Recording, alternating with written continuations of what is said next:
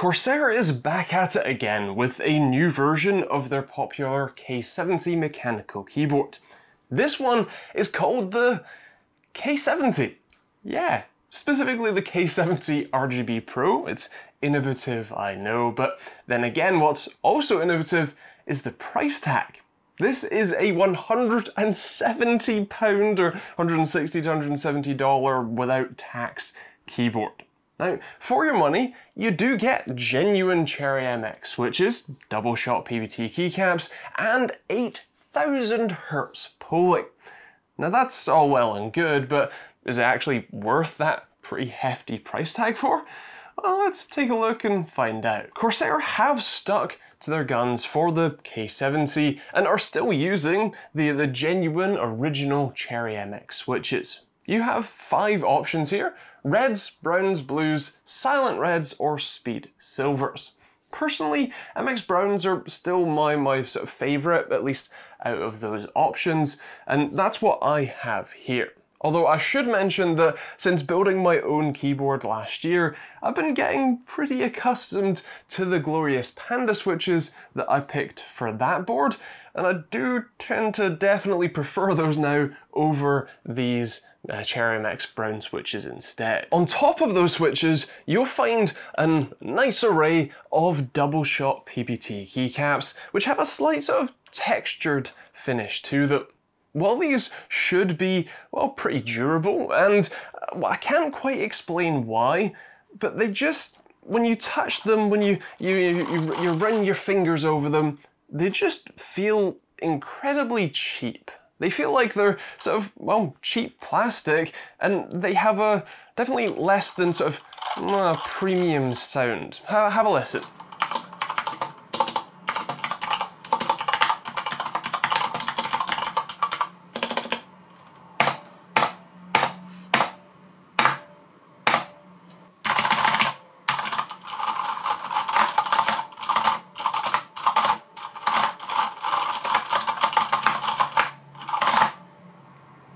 On top of the sound, the typing feel just isn't all that special either.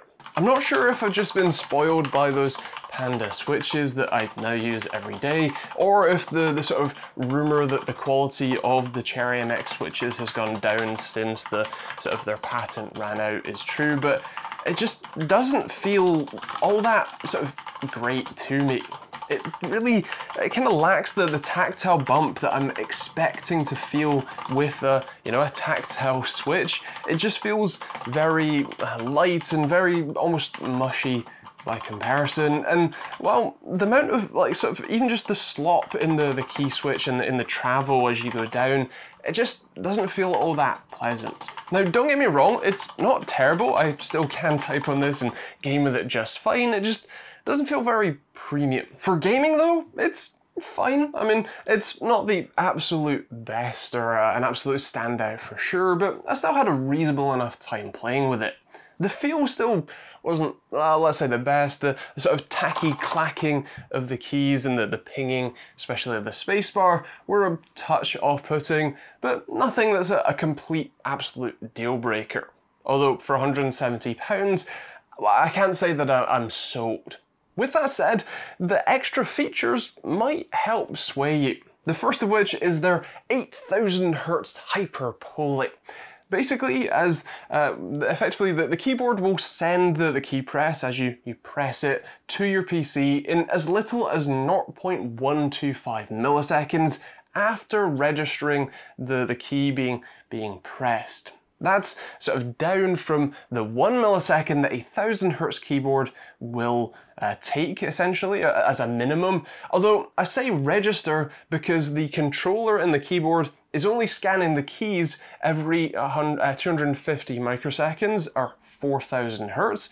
That's still, again, much faster than a standard 1,000 Hz keyboard, but it does mean that the total time from you actuating the key and it registering electrically, and that key press showing up, at your PC is anywhere between 0.25 milliseconds and potentially up to a millisecond, depending on how all of the packets and events all line up. But Again, that's still down from anywhere between 1 to, well, 8 milliseconds, give or take, for a more standard, say, 1000 Hz gaming keyboard.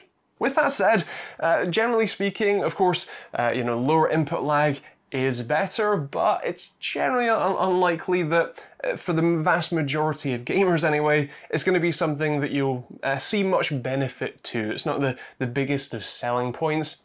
Although for very specific genres, rhythm games, even things like playing Tetris, that sort of game will see a benefit from even that higher both key scan rate and polling rate. Now, since they're using a mechanical switch instead of, say, an optical one, you might be wondering how they handle having all of that springy metal bouncing around when you actuate a switch. In short, they register the key press on the first signal that they get from the key switch, and then sort of pause for a second or for a few milliseconds before registering any other key presses from that switch. The traditional method is the other way around, where they normally sort of wait for what's called the steady state signal, so the signal to flatten out to either up or down before registering that as an input. The reason being, they don't want to have a random pulse sort of trigger a key press if you didn't actually press the key, or they don't want multiple key presses happening at the same time. But happily, in my admittedly limited experience with this board, I didn't have any sort of, issues with the keys triggering if I didn't actively want them to, so it seems like it is all good there, and you still get the benefit of an instantly reacting switch. Lastly, on the gaming feature side of things is the new tournament switch. This is something that we've seen before with their, I think it's K70 TKL Champion series, and it's something that I think makes more sense on that TKL board than this one. Basically, it's a little switch and locking flap and a little LED that, when activated, effectively just disables any customizations. So it disables any custom keybinds or macros, also profile switching, and also, as you can see, sets the RGB lighting to a fixed solid color, which by default, as you can see, is red, although you can actually change it in their IQ software. They say that fixing the lighting to a single color is sort of reducing distractions from RGB lighting, although Dominic, a sort of high-level Tetris and Clone Hero player, gave me a very and fantastic detailed rundown of how setting fixed LED colors can actually improve a keyboard's performance, thanks to effectively the controller not having to spend time and sort of CPU cycles animating LEDs, and can instead, actually scan the keys. Now, Corsair says that the controller they're using here is multi-threaded, so in theory that isn't as big of a deal, but it is also interesting to note. What's also interesting is the feet on this board. Looking at the bottom of it, what you see is absolutely massive chunks of rubber. In theory, they should grip pretty well to the desk, but in my experience with it, despite being both on a mousepad downstairs while I was doing some testing and on a plain desk, it still moves around relatively easily, whether either of the stepped feet on the bottom are up or not, although when it is up, it's much easier to move around. I also, I can't say that I noticed that while using the board too much, but again, it's a relatively limited experience that I have with this, and so you may find it to be an issue, and so I thought it was something worth mentioning for any prospective buyers who may be watching. A few other little bits that you should know is that this uses a detachable USB-C cable, which fits in a pretty sort of deep recess down into the board, although happily, all of the sort of USB-C cables that I tried, just in case you lose or break the included one, seem to fit down into the cavity just fine, so that's good enough. The cable that comes included is also nice enough. It's braided, feels pretty premium, some nice sort of soft touch ends as well.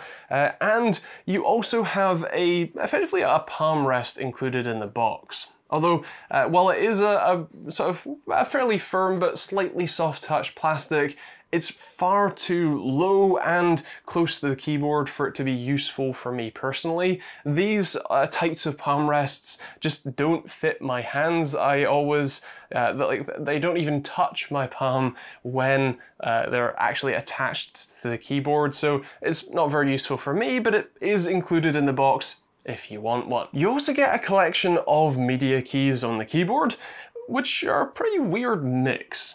The sort of playback control buttons that are just below the volume scroll wheel, those are sort of glossy plastic, which have what I'm very certain to be mushy membrane keys beneath them.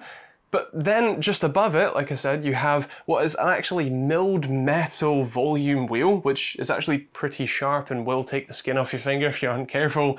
And then right next to it, you have a mute button, which is a little mouse switch button, as you might be able to hear. Which means that you actually have 3 different kinds of switches on this keyboard. And if I'm being honest, none of which I'm all that much of a fan of. You also do have a few other mouse switch buttons on the top left of the board for lock and brightness and switching profiles. Now, here's the thing. A shed load of people are gonna buy this no matter what I say.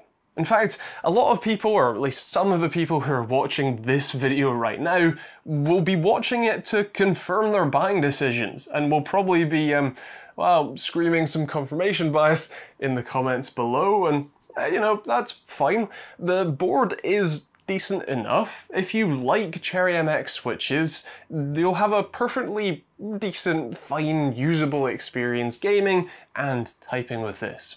Personally, I can't say that it's something that I enjoy using all that much, especially not for that price tag, as there are a whole load of other options that I'd rather spend my own money on. I mean, Corsair's own K70 Mark II is almost £50 cheaper right now, or Wooting's 2HE is on pre-order for about a 10 or less and is a much more feature-rich and sort of, I guess, innovative board by comparison.